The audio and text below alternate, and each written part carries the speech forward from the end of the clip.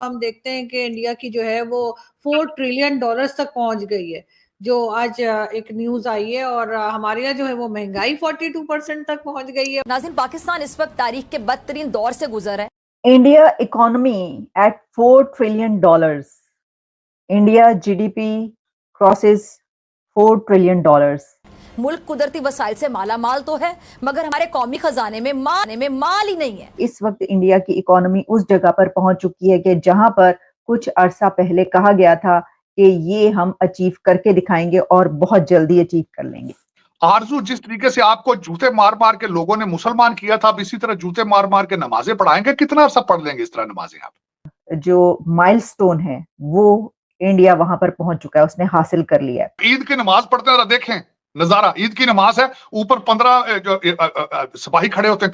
नमस्कार, मैं नवीन Tripathi news diary channel में आप सबका स्वागत करता हूं।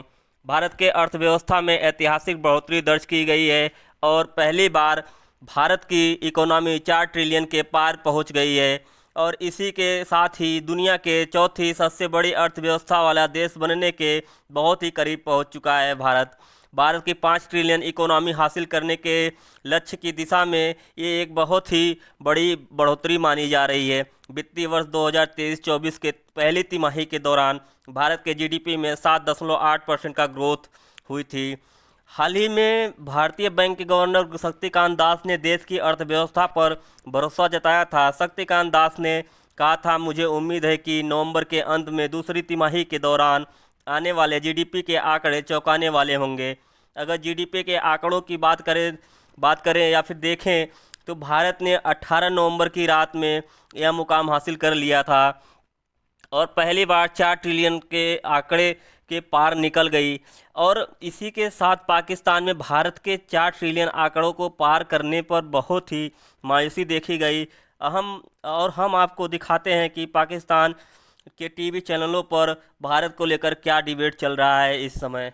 इस वक्त की बड़ी खबर हमारे सामने आ रही है, हमें नजर आ रही है और हर तरफ वायरल हो रही है। और खबर यह है कि इस वक्त इंडिया की इकोनॉमी उस जगह पर पहुंच चुकी है कि जहां पर कुछ अरसा पहले कहा गया था कि ये हम अचीव करके दिखाएंगे और बहुत जल्दी अचीव कर लेंगे। तो क्या ये अचीवमेंट हासिल कर ली है इंडिया ने? पहले मैं आपको इसकी डिटेल्स बताती हूँ कि ये खबर कैसे चलना शुरू हुई और इस वक्त क्या कहा जा रहा है इसके बारे में। लेकिन खबर बहुत बड़ी है, इससे इनकार नहीं है। और इस खबर में इतनी ज्यादा हैरानी की बात इसलिए नहीं होनी चाहिए कि ये काफी अरसे से ये बात चल रही थी और इंडिया की गवर्नमेंट की तरफ से ये कई मर्तबा, उनके प्राइम मिनिस्टर नरेंद्र मोदी साहब की तरफ से कई मर्तबा ये बात की गई कि हम ये अचीव करके दिखाएंगे और बहुत जल्दी हम ये टारगेट अचीव कर लेंगे। अब देखिए, खबर ये है कि India GDP has crossed $4 trillion और इसमें ये खबर एक स्क्रीनशॉट से स्टार्ट हुई और वो स्क्रीनशॉट जो है वो वायरल हुआ। उस स्क्रीनशॉट में सारे फैक्ट्स एंड फिगर्स थे और उस पर ये पता ये चला कि इंडिया की जो जीडीपी है अब वो $4 ट्रिलियन पर पहुंच चुकी है। अच्छा, सिर्फ यही नहीं हुआ, बल्कि जो गौतम अडानी साहब हैं उनकी तरफ से ट्वीट किया गया और कुछ और मिनिस्टर्स हैं इंडिया के, उनकी तरफ से भी सोशल मीडिया पर ये बात लिखी गई और उनकी तरफ से ये कंफर्मेशन मिली।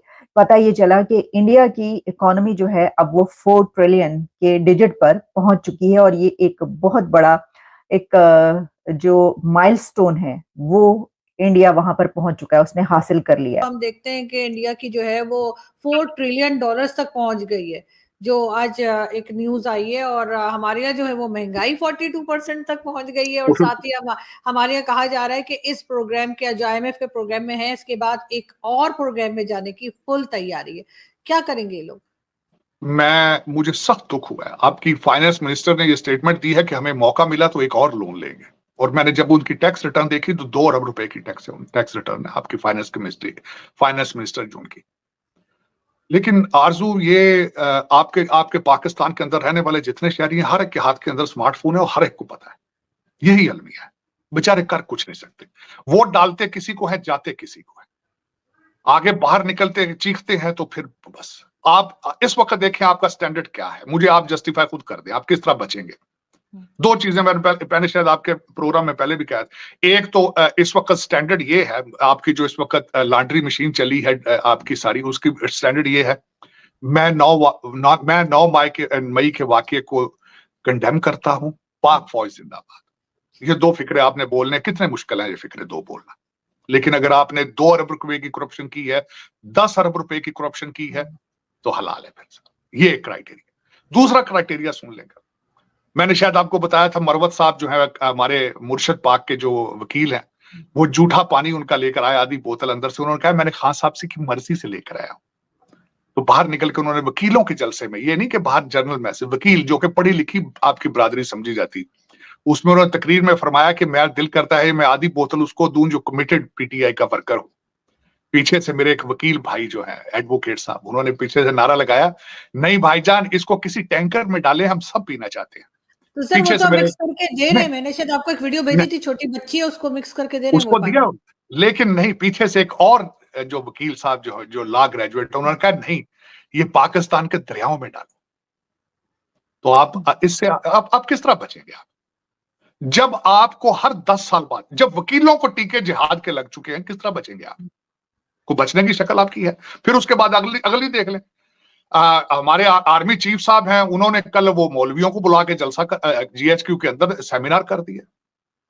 सर ये जियाउल हक बनने तो नहीं जा रहे, वो भी उनका भी सुना है कि मौलवियों के साथ बड़े जलसे किया करते थे, मैंने ये सुना है।